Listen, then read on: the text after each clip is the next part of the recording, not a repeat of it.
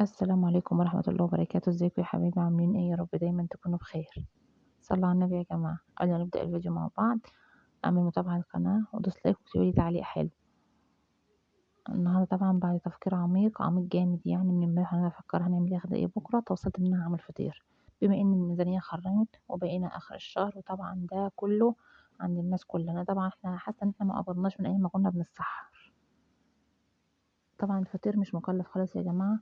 هي عبارة عن شوية دقيق مية وملح بس، متحطش اي حاجة تاني. الكيلو دقيق بياخد ربع كيلو سمنة، الفطيرة كيلو ربع بتاخد ربع كيلو معلقتين، الفطيرة كيلو ونص بتاخد أقل من نص كيلو شوية سمنة. لازم سمنة مينفعش زيت. تبدأي طبعا تعجنيها كويس بقى لحد ما تلاقي العجينة بتاعتك ايدك طالعة منها ما فيهاش عجين خالص زي ما هتشوفي دلوقتي قدامك كده.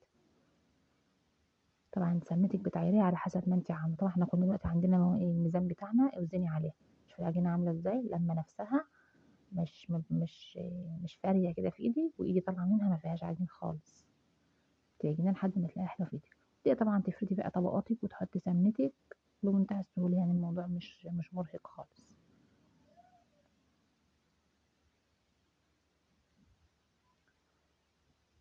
تبدأي طبعا تفردي فيها بقى كده كويس لحد ما تلاقيها بقت رقيقة خالص معاكي، ما تبقاش سميكة، عشان تبقى حلوة كده ومورقة، ما تبقاش سميكة معاكي كده، لا تبقى حلوة كده ومورقة.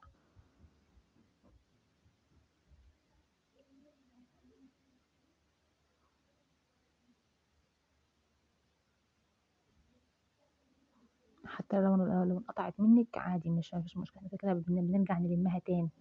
يعني انت هتحطي سمنتك وتفرديها، بترجعي تلميها تاني كأنها تقرصة، ترجعي تفردي فيها تاني. شوف انا خلصتها وحطيت سمنة ورجعت لميتها تاني اهو، وهرجع احط سمنة وارجع المها تاني، بحيث ان تبقى كل الرقات شاربة مني سمنة، بحيث انها تبقى مورقة وحلوة.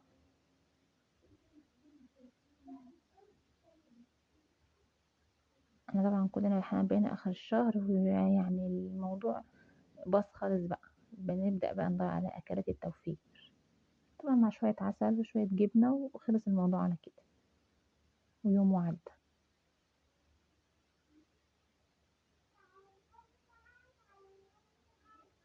دي الصينية اللي انا هسوي فيها.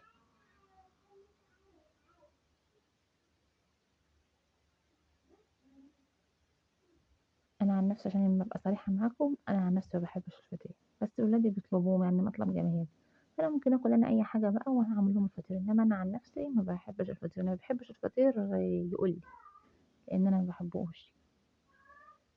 بس عادي، يعني في حاجات كتير باعملها وأنا أصلًا ما باحبهاش وما باكلهاش.